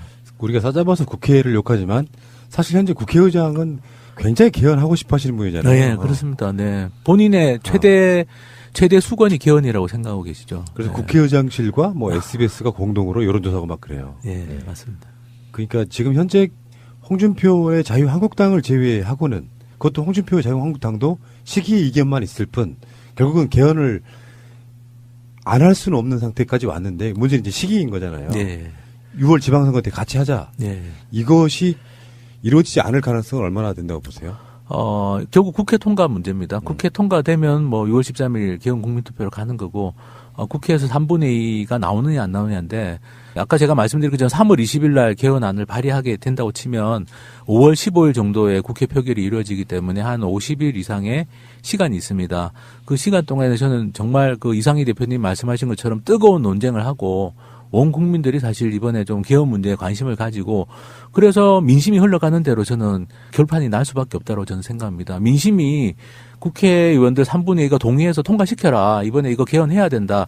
이렇게 흘러간다면 저는 도도한 민심을 거스르지 못할 거라고 보고 그렇게 생각하고 있습니다. 어쨌든 저는 이번 6월 13일에 해야 되는 게 왜냐하면은 10월 뭐 12월 이야기하는데 그거 진짜 지금 합의가 안 되는 게 그때 합의가 된다는 건 말이 안 되는 겁니다. 어차피 개헌안이라는 건 대충의 내용은 나와 있습니다. 나와 있고 쟁점도 다 나와 있고 일부는 동의가 다 됩니다. 보수 진보를 떠나서 농업 문제, 뭐 지방 분권 문제, 기본권 상당 부분은 동의가 되기 때문에 결국 남아 있는 건 그 최대 쟁점이 정부 형태의 문제인데 사실 이거는 뭐 밤샘 협상이라도 해가지고 정치권에서 합의안을 만들어낼 수도 있는 문제라서 저는 뭐 6월 13일에 해야 된다. 그리고 거기에 맞춰서 대통령께서 발의를 추진하시는 건 정말 대통령에게 주어진 헌법상 책무를 저는 다하는 거라고 생각하고 10월, 12월은 정말 근거 없는 이야기다. 그때 어떻게 그때 합의가 돼서 개헌된다는 보장은 전혀 없다고 생각합니다. 예, 여기서 제가 긴급 질문, 네. 궁금증 하나가 지금까지 머릿속에 있는데요. 네. 저는 개인적으로 사람이 하는 일이기 때문에 불가능한 건 없다라고 보는 스타일이에요. 네. 특히 법 만드는 건. 네. 근데 보통 기존의 고정관념은 국회건 대통령이건 합의되어 있는 헌법을 놓고 국민이 찬반 투표하는 거잖아요. 네. 근데 지금 현재 명분상이나 명목상은 자유한국당 같은 데는 권력 구조 합의가 안 되는데 어떻게 해? 뭐 이런 식으로 이제 권력 구조의 문제를 이야기하고 있는데 사실 그게 첨예한 쟁점인 것도 맞잖아요. 네, 그렇습니다. 그럴 때 권력 구조 같은 거만 다른 상태에서 헌법안을 2개를 만들어서 네. 어느 쪽을 택할 것인지 묻는 투표도 사실 불가능하지는 않잖아요. 근데 개헌안 같은 경우는 찬반 뭐 전체를 놓고 찬반 투표를 하는 수밖에 없습니다. 왜 그렇습니까? 쟁점별 투표를 하는 게 아니라서. 예. 그러니까 전체를 놓고 찬성 반대를 물어보는 방식이지 이렇게 쟁점별로 물어보는 방식이 아닙니다. 그래서 그거는 좀 어쩔 수 없는 한계가 있는데요. 근데 저희 지금 특위에서도 권력 구조와 관련해서 깊이 있는 논의를 하고 있습니다. 대통령께서도 여러 차례 말씀하셨듯이 나는 개인적으로 4년 중임제를 선호하지만 그것을 고집하지 않겠다. 그게 대통령께서 뭐 후보 시절부터 여러 차례 이야기한 거기 때문에 이번에 저희 특위에서도 그 부분에 대해서 열어놓고 고민을 하고 있고 그리고 아까 말씀드린 것처럼 우리 일반 시민들의 의견을 직접 물을 예정입니다. 거기에 대한 생각을 수기를 할 수 있는 깊이 심사숙고할 수 있는 토론을 장을 열고 거기에서 나온 의견들까지 좀 감안해서 또 야당의 입장은 다 알고 있기 때문에 야당 입장까지 감안해서 뭔가 좀 해법을 좀 찾아볼 생각입니다. 그러니까 대체로 대통령제는 유지했으면 좋겠다라고 하는 게 대체적인 국민의 지금까지 나온 여론이잖아요. 그렇습니다. 네. 그러니까 대통령은 내 손으로 뽑고 싶다. 네. 하지만 그 제왕적 대통령의 모습은 좀 아니었으면 좋겠다. 이런 또 이야기도 있어요. 이 두 가지가 적절하게 논의 과정 속에서 어떤 대안을 찾아내게 되면 저는 얼마든지 우리는 성숙하게 그 합의낼 수 있다고 생각해요. 저도 그렇습니다. 예, 우리는 대통령제지만 국무총리 같은 약간은 그 의원 내각제적 요소를 원래부터 가지고 있던 국가고요. 그리고 사실 이제 4년 중임제라고 대통령께서 표현하시는 그 대통령제 같은 경우도 그 권한을 분산시키겠다는 건 기본으로 깔고 계신 겁니다. 대통령께서도. 그러니까 대통령께서 뭐 지금 내가 대통령으로서 가진 권한을 다 유지하겠다 이런 생각이 전혀 아니고 내가 가진 권한은 분산시키겠다. 지방분권도 하고 국회에 뭐 감사원 같은 기관은 독립성도 강화하고 뭐 이런 기본적으로 대통령께서는 자기 권력을 좀 내려놓거나 분산시킬 의지가 있기 때문에 지금 대통령께서 말씀하시는 것도 그런 의미의 대통령제입니다. 뭐 제왕적 대통령을 하겠다는 거 아니라서 그래서 그런 점에서는 충분히 접점이 있고. 그런데 야당이 자꾸 대통령께서 개헌안을 발의한다 그러니까 지금 뭐 대통령제 또 하려고 그러는 거 아니냐라고 이야기할 때 그 대통령제 또 하려고 한다. 그것도 2번씩 연임하는 4년 중임제를 하려고 그런다. 이 말의 전제가 제왕적 이런 게 붙어 있어서 제가 이제 그걸 좀 해명해 드리고 싶었어요. 맞습니다. 이 얘기를 꺼낸 거예요. 맞습니다. 대통령께서는 지금 기존에 제왕적 성격이 강한 이 대통령제를 중임제까지 하겠다는 건 아니잖아요. 그럼 전혀 아닙니다. 전혀 아니고 지방분권을 하면 대통령 권한이 사실은 지방으로 많이 내려가게 되고 지금 국회의 기능이나 권한도 더 강화하겠다는 거고요. 감사원 독립성 강화해서 감사원이 무슨 대통령의 수족처럼 움직이는 이런 기관이 아니라 독립된 기관으로 역할하도록 하겠다. 이런 것들을 기본으로 깔고 있습니다. 그리고 저희 특위에서도 그런 대통령 의중을 알기 때문에 뭐 대통령의 권한을 유지하겠다는 게 아니라 이번 개헌은 어쨌든 보다 민주적인 우리가 권력 구조를 만드는 개헌이고 그 와중에서 이제 뭐 쟁점이라고 한다면 아주 좁혀져 있습니다. 우리나라는 어차피 대통령은 직선으로 뽑아야 되는 나라입니다. 그게 민주화운동의 성과물이고 또 국민들이 원하고 있고 대통령을 직접 뽑으면서 그러면 대통령과 국회 사이의 권한을 어느 수준으로 조정할 거냐 문제만 남는데 그거는 사실은 뭐 밤새서 이야기하고 토론하고 협상하다 보면 충분히 답이 나올 수 있는 문제라서 뭐 우리가 지금 야당들도 순수한 의원 내각제로 가자 이런 주장을 하지 않습니다. 뭐 유럽의 순수 의원 내각제로 가자는 건 아니고 대통령을 직선으로 뽑는다는 것도 어느 정도 인정하고 있습니다. 그러면 그 사이에 절중점을 잡는 거는 뭐 그렇게 어려운 일이 아니라고 생각합니다. 그래, 일본식 순수한 내각제는 사실 불가능하다. 네, 그거는 지금 국회 개헌특위 자문위원회에서도 보고서를 냈는데 의원 내각제는 뺐습니다. 뺐고 지금 남은 거는 이제 대통령 직선제를 유지하되 대통령의 권한과 국무총리 권한과 또 국회의 기능 이것을 어떻게 이제 좀 잘 조합할 거냐 그 문제만 남았습니다. 좁혀져 가는 거네요. 네, 많이 좁혀졌습니다. 대통령제와 이원 집정부제 정도. 네, 그 정도 사이에서 지금 있습니다. 아까 말씀하시기를 김성태 자유한국당 원내대표가 10월 달 정도에 개헌할 수도 있지 않냐 이런 말을 지금 공개적으로 내뱉은 거 아니겠습니까? 그렇습니다. 저는 이게 굉장히 중요한 어떤 의미를 가진다고 생각하는데요. 옛날에는 이게 뭐 안 하겠다는 거였잖아요. 그냥 뭐 뒤로 그냥 나자빠지다시피 했다가 10월 달까지 온 거예요. 그렇습니다. 그래서 이게 왜 그랬을까? 이게 이제 국민의 개헌에 대한 열망이 너무 크다라고 하는 거를 확인한 거예요. 맞습니다. 그런데 앞으로 대통령께서 이제 본격적으로 개헌안을 준비해가지고 내용을 이제 국민들에게 선을 보일 거 아니겠습니까? 그리고 국회에서도 그 내용을 가지고 이제 공론화 과정에 들어갈 텐데 그렇게 되면 저는 반드시 이게 일종의 국민 전선, 국민들이 개헌을 지지하는 거대한 어떤 흐름이 만들어질 것이다. 네, 저도 그렇게 생각합니다. 지금 제2의 촛불혁명과 비슷하게 지난 촛불혁명이 광화문에서 열렸다면 이번에는 아마 여의도를 향할 가능성이 크다. 그랬을 때 김성태 원내대표의 그 말은 개헌은 받아들일 수밖에 없는 거 아니냐. 그렇습니다. 저는 이제 이렇게 보고 그러면 이제 어떤 성격의 개헌을 할 거냐. 개헌에 뭘 담을 거냐. 지금 여기에 대해서도 지금 가급적이면 보수적으로 하고 싶은 게 지금 저들의 생각 아니겠습니까? 우리는 가급적이면 좀 미래지향적인 걸 하고 싶어 하는 거고 이 사이에 어떤 전선이 있고 또 하나는 이제 시점의 문제. 지금 이제 선거하고 관련돼 가지고 이게 있는데 그래서 저는 이 국민의 결집된 힘이 개헌에 대한 열망이 얼마만큼 강고하게 전선을 형성하는가 여기에 결판이 난다고 보는데 어떤 생각을 갖고 있습니까? 저도 똑같은 생각하고 있습니다. 저는 지금 제가 작업에 참여하고 있지만 정말 좋은 내용의 국민들이 원하는 시대적 변화를 담아낸 개헌안을 만들려고 저희 특위위원들이 다 뭐 합숙까지 하면서 지금 노력하고 계시고요. 좋은 내용의 개헌안이 나오면 광범위한 지지가 만들어질 거라고 생각합니다. 앞서 말씀드렸던 그 숱하게 서명을 하고 있고 뭐 1,000만 명, 1,200만 명 서명하면서 개헌을 원하는 지금 분위기들이 만들어지고 있는데 그 힘들이 다 하나로 모일 수밖에 없습니다. 개헌안이 발의가 되면 통과냐 통과 안 되느냐만 딱 남기 때문에 그러면 그때는 말씀하신 광범위한 개헌 연대 같은 게 저는 만들어질 수밖에 없고 그때는 지금 우리가 생각하는 개헌과는 또 완전히 다른 국면이 열릴 거라고 생각하고요. 그랬을 때는 각 정당들은 당론을 낼 수밖에 없습니다. 대통령이 개헌안을 발의하는 순간에 각 정당은 책임 있게 당론 낼 수밖에 없고 그러면 입장 가지고 협상하면 또 국회에서는 또 새로운 어떤 가능성이 좀 열릴 수도 있다고 생각하고요. 저는 그런 의미에서 이상희 대표님께서 말씀하신 국민전선, 개헌 관련 국민전선을 좀 더 세밀하게 활용할 수 있지 않겠나 싶은데요. 예를 들면 현재의 구도는 개헌을 할 것인가 말 것인가의 선택으로 돼 있는데 그런 것을 좀 더 뛰어넘어서 정부 형태에 대한 선택에 더해서 정치 구조의 변화를 담보할 수 있는 안을 가지고 전선을 만든다면, 예를 들어서 구시대의 낡은 정치 구조, 현재의 이런 양당 중심의 굉장히 지역주의와 개파 중심의 정치 구조를 그대로 잔존할 것인가, 아니면 다당제로 그 연동형 비례대표에 근거해가지고 다수의 국민들의 민의를 반영할 수 있는 정치 구조로 새로이 나아갈 것인가에, 그러니까 성자 독식의 그렇죠. 낡은 정치 체제냐, 네. 아니면 합의제 민주주의에 네. 기반한 미래지향적인 네, 네. 그런 정치 체제냐, 이거 아니겠어요? 네, 이런 대립 전선으로 만들어 간다면 그 야당에 있는 다수의 의원들도 여기 동참할 수밖에 없지 않겠냐, 그렇습니다. 이런 생각으로 네. 좀 정치 구조 개혁 이 부분을 좀 더 쟁점을 부각시키는 것이 이것을 국회를 압박하는데, 또 실제로 패시브 웨이팅이 아니고 액티브 웨이팅으로 이 국민들이 압박하는 그런 수단으로 이렇게 작용할 수 있지 않겠나 네, 생각됩니다. 그래서 일단 뭐 기본권하고 지방분권도 말씀드렸지만 정부 형태하고 연관된 선거제도 개혁도 이번에 다루게 되고요. 뭐 정치개혁의 핵심이 선거제도이기 때문에, 그래서 비례대표제, 그 비례성의 원칙, 정당이 받은 지지율대로 의석을 배분한다는 비례성의 원칙을 헌법에 명시하는 것도 지금 논의하고 있습니다.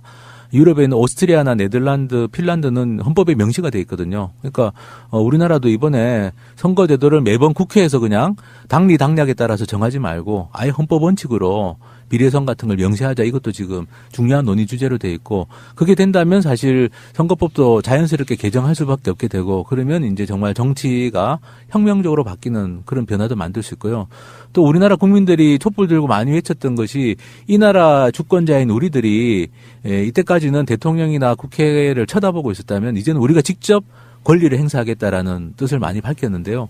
그게 이번에 직접 민주주의 확대라는 걸로 들어갈 겁니다. 헌법에. 국민 소환, 국민 발안 제도. 이거 정말 시민들이 설명만 드리면 다들 필요하다고 말씀하시는 제도죠. 국회의원 임기 중이라도 해임시킬 수 있는 게 국민 소환 제도고, 저는 그보다 더 중요한 게 국민 발안 제도라고 생각하는데요. 우리나라는 그동안 세월호 참사 진상규명특별법 600만 명이 서명해도 국회에 그게 안건으로 그대로 제출이 안 되고 정당이나 국회의원을 통해야만 법안도 낼 수 있었는데, 국민 발안 제도가 도입되면 헌법 개정안도 낼 수 있고 법률안도 낼 수 있습니다.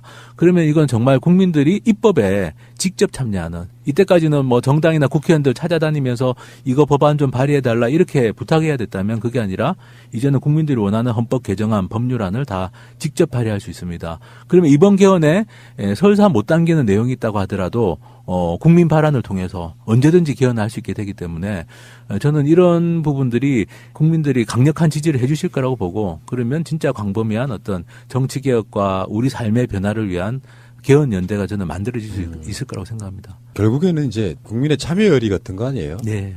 아니, 만들려면 그냥 이런 콘텐츠 풍부하신 분들이 몇 명 모여가지고 쑥쑥 만들면 되죠. 문제는 그 과정에서 국민 열의가 모아져야 예. 동력도 생기고. 예.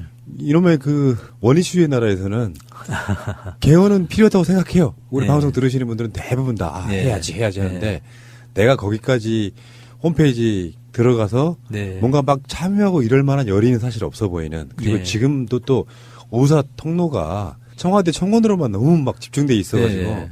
그 사이에 우리 국민들 중에 이제 새가 날아든다의 수준이 가장 높다는 건 전 세계적으로 다 알려진 사실입니다. 청취자분들이. 맞습니다. 이분들이 조심스럽게 이제 개헌이 원이슈가 될 때가 있을 거예요. 네. 그때 보면 이게 이 홈페이지 국민 헌법 네. 그 사이트에 들어가서 보니까 이미 많은 사람들의 의견이 있더라. 이게 붐업되고 안 되고는 나중에 이제 기사화되는 부분과 등등등등 해서 결국에는 야당이 이건 안 되겠구나 체념하게 만드는 효과가 분명히 있거든요. 예. 많은 분들의 참여 열정을 좀 부탁드리고요. 헌법에 대한 이야기는 사실상 여기까지만 하고요. 마지막으로 우리 변호사님께서 어떤 부탁이면 부탁 하실 말씀. 예. 저는 문재인 대통령께서 여러 가지 지금 역할들이나 일들을 하고 계시지만, 제가 관심이 있는 이 선거제도 개혁이나 개헌 관련해서는 정말 역사적인 결정을 내리고 있다고 생각해요. 왜냐하면 집권 저반부에 대통령이 개헌하겠다고 나선 적이 없었습니다. 그리고 이대로 가면 대한민국은 영원히 개헌 못하는 나라가 될 수도 있는 상황입니다. 죄송합니다. 네. 그러네요, 진짜. 예. 개헌 소용돌이에 빠지면 보통 대통령들의 권력이 많이 떨어져 나간다. 네. 그것 때문에 안 했었죠. 예, 안 했었고 집권 초반기에 안 하다가 집권 후반기에 얘기하는데 집권 초반부에 약속했으니까 난 지키겠다. 이게 사실 쉬운 일이 아닙니다. 왜냐하면 이게 정치적으로 꼭 이익이 된다라고 장담할 수도 없는 일이고 또 이게 뭐 개헌이 블랙홀처럼 다른 이슈들을 빨아들이면서 오히려 대통령에게는 정치적 부담이 생길 수도 있는 이슈인데 저는 어쨌든 대통령께서 진정성을 가지고 이 문제에 접근하고 있어서 우리가 이제 촛불 들었던 시민들이 다들 바라는 게 이번에는 좀 바뀌었으면 좋겠다는 거 아닙니까? 그죠? 이번에는 좀 바뀌었으면 좋겠다고 해서 정권도 바뀌었지만 그걸로 불충분하기 때문에 사실 개헌 이야기가 나오고 있어서 저는 이번에는 바꿨으면 좋겠다. 그 촛불 들고 추운 길바닥에서 100만 명이 넘는 시민들이 그 촛불 들었던 그걸 경험하신다면 이번에 좀 이 개헌하는데 뭐 한 5분만이라도 투자하셔가지고 예, 홈페이지 들어와서 좀 남겨주시고요. 그렇게 하는 게 우리가 다시는 이렇게 길바닥에서 이렇게 수시로 촛불을 들어야 했던 그런 나라가 다시 그 나라로 돌아가지 않는 가장 확실한 길이라고 생각합니다. 예. 아까 무슨 뭐 그냥 형식상의 캐치플레이즈 같지만 내 삶을 바꾸는 개헌, 국민헌법 이 캐치플레이즈 딱 한 문장에 다 모든 게 다 포함되어 있는 게 아닌가 싶어요. 사실 제 사단법인 복지효과 소사이어티가 지난 수년 동안 이게 선거법 바꾸는 거 비례성의 원칙을 헌법에다가 이게 한 조항 넣어야 된다. 이게 진짜 수년 동안 우리가 이 캠페인을 해왔거든요. 네. 근데 이제 그런 시민사회의 성과들이 우리도 하정수 변호사님을 통해서 이번에 대통령 개헌 안에 또 이번에 들어간다면 그리고 또 뭐 기본권 조항이라든지 지방 분권 조항이라든지 이런 것들이 보다 진보적인 형태로 담긴다면 이게 실제로 우리 삶을 바꾸는 거잖아요. 우리 네, 삶을 그렇습니다. 바꾼다라고 하는 게 사실은 복지효과로 간다라고 하는 거기 때문에 사실 우리 복지효과 운동하는 사람 입장에서는 이 개헌에 사실 사활이 달린 거거든요. 네네. 그래서 우리 변호사님께도 기대가 크고 무엇보다도 이제 우리 청취자 여러분들이 검색창에 뭐라고요? 국민헌법입니다. 국민헌법 네 글자를 네. 쳐주시기를 네. 부탁을 꼭 드리고 국민헌법입니다. 싶습니다. 국민헌법. 네. 예, 국민이 만드는 헌법이란 뜻이겠죠. 네네. 국민이 직접 만드는 헌법. 자, 잘 들었고요. 새가 날아든다라도 개헌 이야기 계속합니다. 그래야 개헌이 되죠. 감사합니다. 자, 오늘 반가운 만남이었고요. 좋은 성과 거두시고 국회로 그 법이 갔을 때 또 한 번 더 나와주시면 고맙겠습니다. 네, 감사합니다. 고맙습니다. 수고했습니다. 결혼 기념일이라고 남편이 꽃을 사왔더라고. 아, 행복하겠다, 언니. 차라리 돈으로 주지. 먹을 수도 없고, 나중에 버리기도 힘들고 말이야. 그러나 마음을 전할 때 꽃보다 좋은 것은 없습니다. 인생에 있어서 돈이 전부는 아닙니다. 꽃은 기쁨과 슬픔을 함께합니다. 새가 날아든다와 연대하는 전국 꽃배달 자미원 꽃집 010-3608-7576 여보, 고마워.